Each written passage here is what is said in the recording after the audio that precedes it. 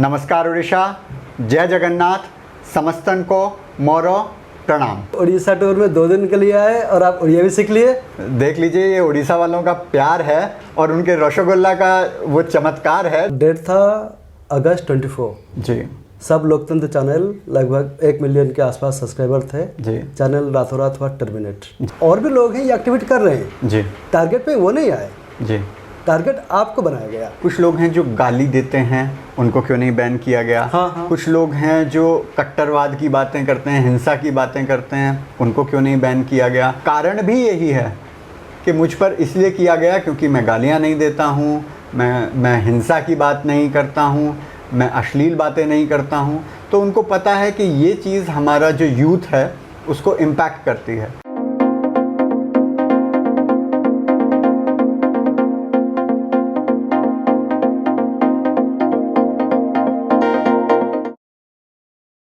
राति 8टारे दर्शक माने समस्ते चातक भली चाहे बसता बाबांकर आसीबा ब्रह्मज्ञान। बाबांकर ब्रह्मज्ञान रे समस्त को ज्ञान तो मिले किंतु किसी लोकंकर निद खराब हो जाए राति रे। चली रहिला बाबांकर ब्रह्मज्ञान, लोक मानक बेस पसंद भी आसिला। एपटे हिंदू विरोधी शक्ति माने सक्रिय हेले। तेबे अगस्त 24 तारीख चैनल है टर्मिनेट। गोटे नुहे दुईटा चैनल है टर्मिनेट गोटे डेट्रे अगस्त 24 तारीख। बुले बाले कहबार मोर आवश्यकता नहीं। सब लोकतंत्र बाबा विषय में कहूँ। बर्तमान ओडिशा टूर रे आछंती बाबा आम सहित जोड़ी होती सब लोकतंत्र बाबा श्री रचित कौशिक। आपका स्वागत करते हैं उड़ीसा में। नमस्कार उड़ीसा, जय जगन्नाथ, समस्तन को मोरो प्रणाम। अरे वाह बाबा जी, आप तो उड़ीसा टूर में 2 दिन के लिए आए और आप उड़िया भी सीख लिए। देख लीजिए, ये उड़ीसा वालों का प्यार है और उनके रसगुल्ला का वो चमत्कार है जिससे अब उड़िया बोलने लग गए। क्या बात है, क्या बात है। 4 दिन के टूर में आप आए थे, रसगुल्ला खाई या नहीं अब तक? बिल्कुल खाया और जितना मिला उतना खाया। चलिए ठीक है। आपसे बात करके मुझे ये पता चला है कि उड़ीसा के काफ़ी आपके जो समर्थक थे वो आपको कांटेक्ट कर रहे थे आपसे मिलने के लिए। जी, बहुत सारे एयरप्लेन में बैठे बैठे कॉल आ गए क्योंकि मैंने एक सेल्फी डाल दी थी दिल्ली एयरपोर्ट से चलते हुए।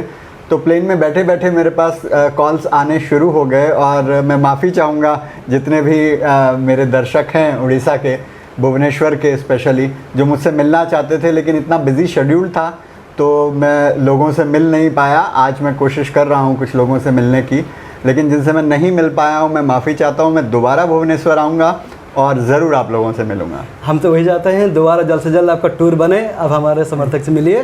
जी, अब रसगुल्ला इतना पसंद आ गया है कि दोबारा तो आना ही पड़ेगा और जगन्नाथ भगवान की कृपा रही तो बिल्कुल हम यहाँ पर आएंगे। और मुझे तो उड़ीसा बहुत पसंद आया। मैं बचपन में कभी आया था, लगभग 25 साल पहले। 25 साल पहले आप आए थे? जी जी बिल्कुल। और अब तो बिल्कुल बदल गया होगा सब कुछ, नया नहीं, तब का तो मुझे याद भी नहीं है, लेकिन मैं ये हमेशा कहता हूँ कि हर शहर का, हर राज्य का एक फ्लेवर होता है। जी जी। एक यूनिक खुशबू होती है और वो खुशबू मुझे यहाँ पर भुवनेश्वर में महसूस हुई। और उससे और उड़ीसा का जो एक आध्यात्मिक जो स्पिरिचुअल पावर है वो यहाँ पर, यहाँ की धरती में, यहाँ की हवा में महसूस होती है। तो वो तो ऐसा लगता है कि यहाँ आए बिना मैं बहुत ज़्यादा समय तक नहीं रह पाऊँगा। नहीं, आप तो मतलब काफ़ी बिजी शेड्यूल है आपका, मैं जितना जानता हूँ। आप तो पूरा ऑल ओवर इंडिया घूमते रहते हैं। उड़ीसा में 4 दिन के लिए आए, एक्चुअली आपको कैसे महसूस हुआ? नहीं, मैं सच कहूँ तो मुझे इतनी एक्सपेक्टेशन नहीं थी कि उड़ीसा होगा जिस प्रकार से मैंने देखा। डेवलपमेंट एक एस्पेक्ट है, डेवलपमेंट बहुत जगह का हुआ है और हमने अपने लाइफ टाइम में देखा है बहुत सारे शहर, छोटे छोटे Tier 2 Tier 3 सिटीज़ भी जहाँ पर मल्टी स्टोरीज़ बन गए हैं, मॉल्स बन गए हैं। वो डेवलपमेंट भुवनेश्वर का भी हुआ है जो बहुत अच्छी बात है, लेकिन उसके अलावा अपना एक ओरिजिनल फ्लेवर बनाकर रखना, जो यहाँ के लोगों में जो सादगी है, अपने धर्म के प्रति, संस्कृति के प्रति जो उनकी निष्ठा है, अपने जो अतिथि हैं उनके प्रति जो सेवा का भाव है, वो मुझे लगता है वो हमारे पूरे देश की संस्कृति थी। लेकिन धीरे धीरे इन्फ्लुएंसेस के चलते वो कहीं ना कहीं कम हो रही थी। तो मैं तो यही कहूँगा लोगों से कि आएँ, एक बार उड़ीसा ज़रूर घूमें, ताकि आपको फिर से याद आए कि हमारी संस्कृति क्या है और हम उससे जुड़ने का प्रयास करें। बिल्कुल बिल्कुल, बहुत बढ़िया बात है। तो हमारा जो मेन मुद्दा था उस पर हम आते हैं। जी, मुझे जितना ध्यान है, थोड़ा टाइमलाइन की अगर मैं बात करूं, जी, डेट था अगस्त 24। जी, सब लोकतंत्र चैनल लगभग 1 मिलियन के आसपास सब्सक्राइबर थे। जी, चैनल रातों रात हुआ टर्मिनेट। जी, उसके साथ साथ एक और भी आपका जो चैनल था उसका नाम था TND, जिसको हम बोलते हैं ट्रूथ एंड डेयर। जी, वो चैनल भी हुआ टर्मिनेट, लगभग 2 लाख के कुछ सब्सक्राइबर थे। जी, उसके 2 दिन के बाद आपने बनाए और एक चैनल, उसका नाम था बाबा लोकतंत्र। जी, तो लगभग 1 लाख के आसपास सब्सक्राइबर थे, कुछ 80,000 के आसपास सब्सक्राइबर थे शायद। जी, 2 दिन के बाद वो चैनल भी हुआ टर्मिनेट। जी, उसके बाद थोड़ा रुक के आपने और भी एक चैनल बनाए, जी, 1 हफ्ते या 10 दिन के बाद। जी, 2 लाख के आसपास उसके सब्सक्राइबर भी जी। थे। उसका भी नाम था बाबा लोकतंत्र। सब वो लोग। हाँ, सब लोकतंत्र। जी, वो चैनल भी हुआ टर्मिनेट। जी। तो यूट्यूब की ओर से इतना प्यार आपको क्यों मिला? अब प्यार तो, ये तो बैज ऑफ ऑनर है हमारे लिए कि कुछ तो हम सही कर रहे हैं कि जिससे किसी को तकलीफ़ हो रही है, और जिसको तकलीफ़ हो रही है वो आगे यूट्यूब को तकलीफ़ दे रहा है, जिसके कारण यूट्यूब इतना प्यार हो गया यूट्यूब को कि ढूंढ ढूंढ कर वो हमें टर्मिनेट कर रहा है। तो ऐसा कुछ तो हम बोल रहे हैं जो बाकी लोग नहीं बोल रहे, जो अकेला एक चैनल, एक व्यक्ति को चुनकर टर्मिनेट किया जा रहा है। ये तो फैक्ट है जी। तो ये तो हमारे लिए एक बहुत गर्व की बात है। ये हमारे लिए एक्नॉलेजमेंट है कि जो हम कर रहे हैं वो इफ़ेक्टिव है, वो उसका इम्पैक्ट कहीं पड़ रहा है। पॉजिटिव बहुत सारे लोगों पर पड़ रहा है, 1 मिलियन लोगों पर पड़ रहा था, और कुछ लोगों पर नेगेटिव भी पड़ रहा है, जिसके कारण ये स्टेप यूट्यूब को लेना पड़ा। और न केवल ये स्टेप एक बार लेना पड़ा बस, बल्कि उस स्टेप को सस्टेन करना पड़ा, बार बार लेना पड़ा। बिल्कुल। तो there is something that we are doing which is impacting those people negatively. अगर मैं अभिव्यक्ति की आज़ादी की बात करूं, जी, तो बाबा करे तो पाप है, जी। और बाकी सब जो करे वो पाप नहीं है। जी। क्या कहेंगे उसके ऊपर? ऐसा हमें हमेशा देखने को मिलता है, हमारी लश्कर मीडिया में भी हमें ये देखने को मिलता है, हमारे कराची वुड में भी ये हमें देखने को मिलता है। कोई भी भारतीय संस्कृति के हित की बात करता है, कोई भी हिंदू हित की बात करता है, कोई भी हिंदुओं के अधिकारों की बात करता है, उसके ऊपर होने वाले अत्याचारों की बात करता है, तो वो ना तो हमारा जो नेशनल मीडिया है उसको हज़म होता है, और ना ही ये जो इंटरनेशनल कंपनीज़ हैं उनको हज़म होता है। ये सोचने की भी बात है कि यूट्यूब जैसी एक कंपनी जो विशुद्ध व्यापार कर रही है, जो हमारे कंटेंट पर बिना कुछ खर्च किए हुए खुद पैसा अर्न कर रही है, वो अपने ही पैर पर कुल्हाड़ी क्यों मारेगी? वो क्यों अपना पैसा रेवेन्यू आना बंद करेगी? तो इससे साफ समझ आता है कि वो लोग जिस तरीके से विशुद्ध बिजनेसमैन दिखते हैं, वो केवल वो नहीं हैं, उनके पीछे कुछ ऐसी शक्तियां हैं जो चाहती हैं कि हिंदुओं को अपना जो गौरव है वो वापस ना मिल जाए, जो अपने अधिकार हैं वो ना मिल जाए, उनके साथ जो अत्याचार हो रहे हैं वो दुनिया के सामने आ ना जाए। तो ये यहाँ से ये चीज़ साबित होती है, और ये हमने बार बार देखा है। ये हमने कराची वुड में देखा है कि कोई फिल्म अगर इस तरीके की बनती है जिसमें हिंदुओं की सच्चाई दिखाई जाती है, तो उस फिल्म का एक अनरिटन बॉयकॉट हो जाता है। उस एक्टर एक्ट्रेस का एक बॉयकॉट फिल्म इंडस्ट्री की तरफ से कर दिया जाता है। तो ये पूरा कार्टेल है जिसमें नेशनल से लेकर इंटरनेशनल तक फोर्सेस हैं, वो शामिल हैं। तो हमें भी समझना होगा कि हमारे जो शत्रु है वो केवल हमारे देश में नहीं है, वो देश से बाहर भी है। नहीं, जो बेहतरीन प्रेजेंटेशन आप दे रहे हैं जी, सैटायर के रूप से, जी, और भी लोग हैं ये एक्टिविटी कर रहे हैं। जी, टारगेट पे वो नहीं आए, जी, टारगेट आपको बनाया गया। जी। ये एक्चुअली क्यों, थोड़ा ब्रीफ से समझाइए। जी, लोग पूछते हैं, लोग सीधा बोलते हैं कि कुछ लोग हैं जो गाली देते हैं, उनको क्यों नहीं बैन किया गया। हाँ। कुछ लोग हैं जो कट्टरवाद की बातें करते हैं, हिंसा की बातें करते हैं, उनको क्यों नहीं बैन किया गया। कुछ लोग हैं जो नेम कॉलिंग करते हैं, लोगों पर व्यक्तिगत टीका टिप्पणी करते हैं, अश्लील बातें करते हैं, उन पर क्यों नहीं किया गया, आप पर क्यों किया गया। तो मुझे लगता है कि कारण भी यही है कि मुझ पर इसलिए किया गया क्योंकि मैं गालियाँ नहीं देता हूँ, मैं हिंसा की बात नहीं करता हूँ, मैं अश्लील बातें नहीं करता हूँ। तो उनको पता है कि ये चीज़ हमारा जो यूथ है उसको इम्पैक्ट करती है। गाली देने वाले लोग एक बार अच्छे लग सकते हैं, लेकिन वो उनके माइंड में वो इम्पैक्ट नहीं डाल पाते हैं। तो उनको शायद ये डर था कि जब तक गालियाँ देने वाले लोग थे, आकर गालियाँ दे रहे थे, उल्टा वो उनको दिखाते थे। आप ट्विटर पर देखिए ना, ट्विटर पर उन्होंने बोल दिया है कि ट्रोल्स, हिंदुत्व ट्रोल्स, संघी ट्रोल्स। तो वो और खुश होते हैं कि जब ये लोग गालियाँ देते हैं तो वो लोग दिखाते हैं, देखिए हिंदू कितने असहिष्णु हैं। यहाँ पर एक ऐसा व्यक्ति है जो गाली भी नहीं दे रहा है, जो उनके ऊपर व्यक्तिगत टिप्पणी भी नहीं कर रहा है, जो कुछ अश्लील बातें भी नहीं कर रहा है, तो वो इस आदमी को कैसे अटैक करें। तो इसके लिए उन्होंने उन सब लोगों को छोड़ दिया जो ट्रोल्स थे, जो गालियाँ देते थे, जो इस प्रकार की बातें करते थे, उनको चलने दिया, क्योंकि उनको कहीं ना कहीं अपना फ़ायदा दिखता है। इस व्यक्ति से उनको, बाबा से उनको ये खतरा महसूस होता है कि ये बाबा लोगों पर एक असर डाल रहा है, और उस असर को मिटाने का एक ही तरीका है कि बाबा को मिटा दो। तो जैसे मतलब अगर किसी को हम टारगेट करते हैं तो साम दाम दंड भेद जी, सब कुछ उसके ऊपर प्रयोग होता है जी। तो ये एक्सपेरिमेंट आपके ऊपर भी प्रयोग हुआ है क्या? बिल्कुल हुआ है, और मैं ये नहीं कहूँगा कि मैं अकेला हूँ। यूट्यूब पर ऐसा मेरे संज्ञान में पहला एक राष्ट्रवादी उदाहरण है। लेकिन अगर आप ट्विटर पर देखते हैं तो ट्विटर पर जो ट्रू इंडोलॉजी अकाउंट था उसको सस्पेंड किया गया, कंगना रनौत का अकाउंट था उसको सस्पेंड किया गया, जबकि स्वरा भास्कर खुद दिल्ली दंगों से पहले कहती है Delhi get on the streets. तो वो तो सीधा सीधा दंगे भड़का रही है, लेकिन उनका अकाउंट सस्पेंड नहीं उसका किया गया। अकाउंट सस्पेंड नहीं होता है। शर्जील उस्मानी का अकाउंट सस्पेंड नहीं किया जाता है। सस्पेंड किया जाता है ट्रू इंडोलॉजी को, जो सिर्फ बताता था कि हिस्ट्री बुक में ये लिखा है, ये रिकॉर्डेड है, असली सच्चाई ये है, मुग़लों की सच्चाई ये है, ब्रिटिशर्स की सच्चाई ये है। वो कोई गाली का प्रयोग नहीं करता, किसी व्यक्ति के ऊपर कोई व्यक्तिगत आक्षेप नहीं करता, उसको बैन किया गया। तो ये केवल यूट्यूब का नहीं है, ट्विटर का भी है कि जो व्यक्ति अच्छी भाषा में अच्छे तरीके से फैक्ट्स और रिसर्च के साथ बात करता है वो उनके लिए खतरा बन जाता है। अगर मैं गलत नहीं हूँ तो सब लोकतंत्र के जो ट्विटर अकाउंट है जी, उसका भी 7 दिन के लिए सस्पेंड किया गया था। जी, वो उस पर मास्क किया गया था, उसको बैन किया गया था। और किस बात के लिए किया गया था?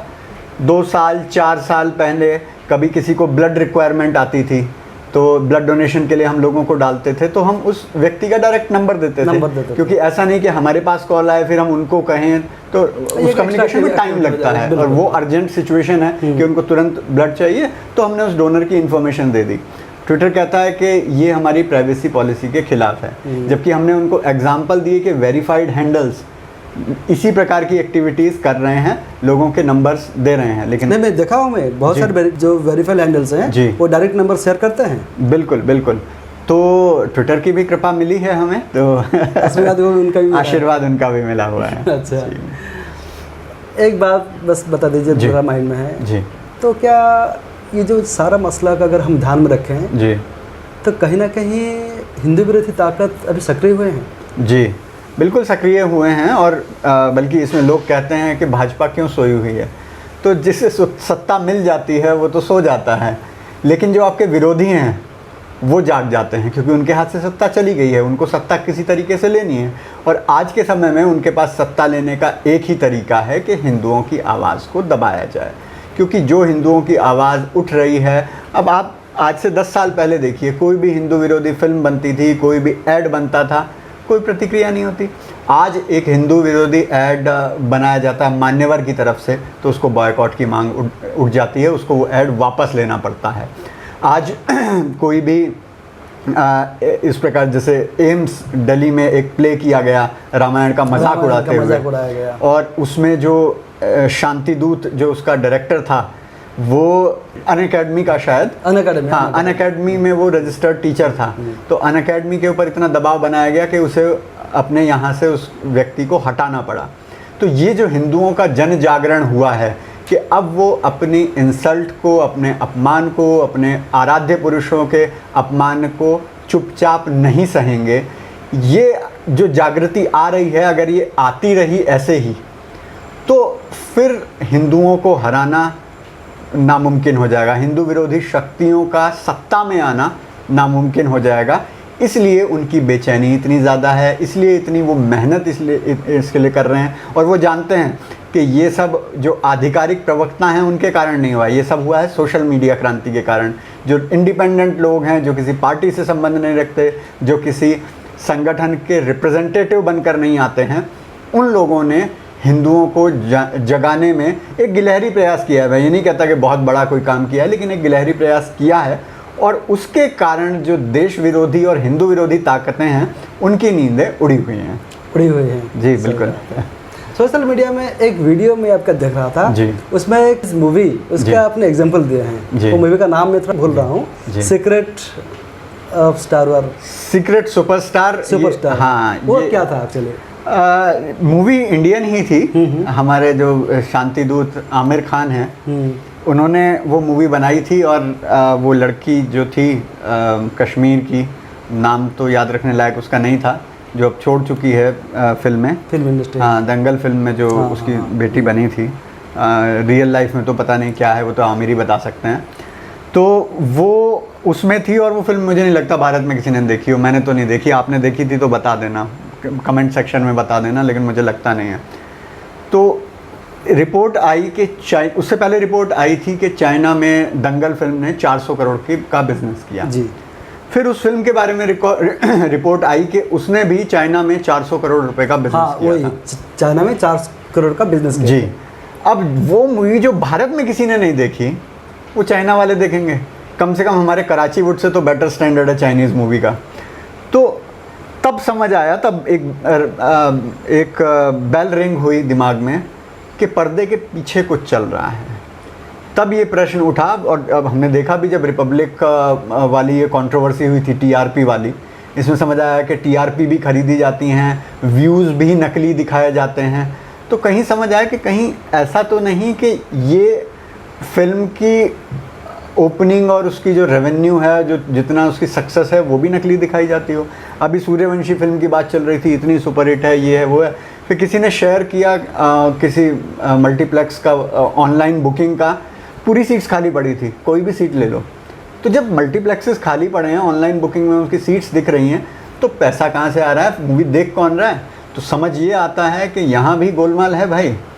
तो वही गोलमाल आमिर खान ने, क्योंकि भारत में पकड़ा जा सकता था क्योंकि वो ऑनलाइन सीट्स दिख जाती हैं, तो चाइना में जाकर दिखाया 400 करोड़ रुपए। और मैं तो कहता हूँ कि जो एनफोर्समेंट डायरेक्टरेट अभी कराची वुड की जांच कर रहे हैं और ड्रग्स मनी की जांच हो रही है, इतनी एनसीबी कर रहे हैं, उनको इस चीज़ पर भी ध्यान देना चाहिए और जांच करनी चाहिए कि आखिर वहाँ से कहीं कोई हवाला का पैसा तो नहीं ट्रांसफ़र हो रहा है, कहीं ऐसा तो नहीं है कि कुछ पर्दे के पीछे कुछ और ही खेल चल रहा हो। ये तो है, हो सकता है शायद। ये अब जो बोलते हैं कराची, फिर शिक्षा मंत्री, आम आदमी पार्टी, ये मसला क्या है एक्चुअली में? जी, अब बाबा को तो आप जानते ही हैं कि बाबा का ब्रह्म ज्ञान है, बाबा के अविश्वसनीय सूत्र हैं, तो वो बताते रहते हैं कि इन लोगों का असली नाम क्या है। अब जैसे बॉलीवुड नाम रखा गया हॉलीवुड पे, हॉलीवुड एक जगह है अमेरिका में, तो अब मुंबई तब बॉम्बे बोलते थे, तो उसको हॉलीवुड से नकल करके बॉलीवुड, क्योंकि अपना ओरिजिनल तो इनसे बनाया नहीं जाता, तो उसका नकल करके इन्होंने बॉम्बे का हॉलीवुड तो बॉलीवुड कर दिया। लेकिन अब ये सबको पता चल चुका कि मुंबई या बॉम्बे से तो चलता नहीं है, ये चलता कराची से है। तो क्यों ना, इसका टेक्निकली सही नाम तो कराची वुड ही होगा, तो क्यों ना इसे कराची वुड ही कहा जाए। इसलिए आपने सीधा सीधा, लोग कंफ्यूज ना हो, सीधा सीधा आपने रख दिया बात। सही बात है। लास्ट क्वेश्चन, फिर बंद करेंगे कैमरा जी। फिर बाबा का आगे का रणनीति क्या है? देखिए, लड़ाई है, लड़ाई लंबी है। इस चीज़ की खुशी भी है कि दुनिया की सबसे बड़ी टेक्नोलॉजी कंपनी से हम लोहा ले रहे हैं, और लोहा हर तरह से ले रहे हैं। लीगल भी हम इस चीज़ को, लड़ाई को लेकर जा रहे हैं। दिल्ली हाई कोर्ट में हम रिट पिटिशन अप्लाई कर रहे हैं, और लीगल प्रोसेस है, समय लेता है, लेकिन हम लड़ेंगे।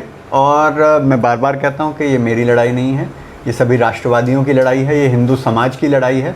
सिर्फ मैं लड़ रहा हूँ क्योंकि मुझे शौक़ है लड़ने का। तो ये हिंदू समाज को सोचना होगा कि ये लड़ाई हमें कैसे लड़नी है। और समाज ने ये लड़ाई लड़ी। जब मैंने पहली बार उनसे, जब तक मेरा चैनल था, मैंने कभी कोई अनुदान, कोई डोनेशंस नहीं लिए।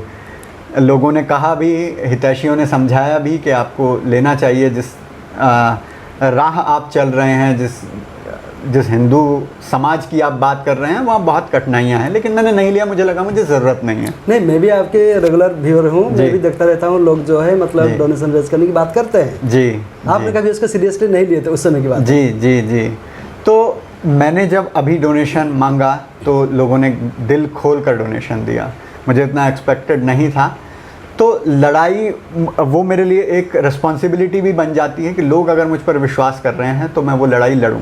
लेकिन ये लड़ाई किसी एक फ्रंट पर नहीं लड़ी जाएगी, क्योंकि हमारा जो जुडिशल सिस्टम है उसके बारे में भी सबको पता है, हम बोलेंगे नहीं। हमारा आदरणीय जुडिशल सिस्टम जो है, हम फिर भी लड़ेंगे, लेकिन लड़ाई हम और फ्रंट्स पर भी लड़ेंगे। हम अब इन मल्टीनेशनल कंपनीज़ को बताएंगे कि अगर भारत में आपको काम करना है तो आपको भारत की भावनाओं का सम्मान करना पड़ेगा, हिंदुओं की भावनाओं का सम्मान करना पड़ेगा।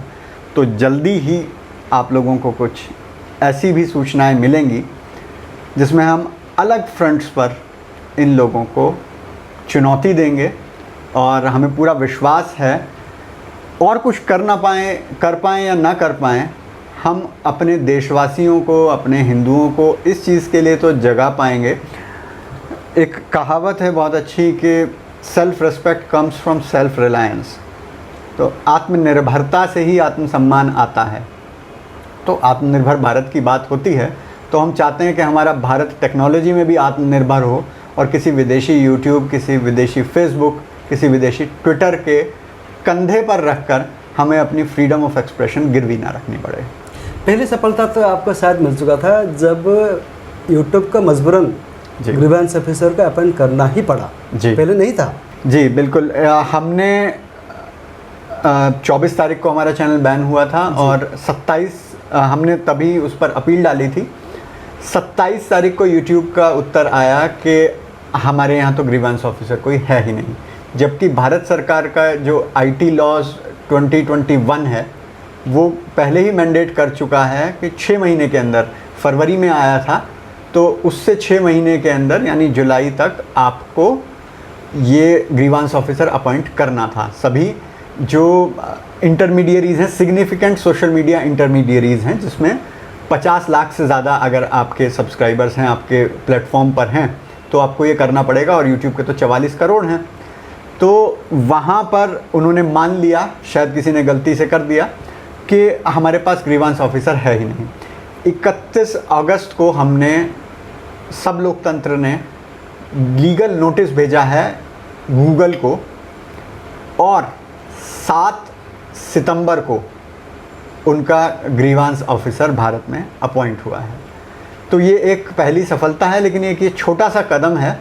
अभी तो बहुत सारे पड़ाव हैं जो अभी पूरे करने हैं, और ये इंश्योर करना है कि कोई भी राष्ट्रवादी, कोई भी हिंदूवादी इन सोशल मीडिया कंपनीज़ के द्वारा प्रताड़ित ना हो।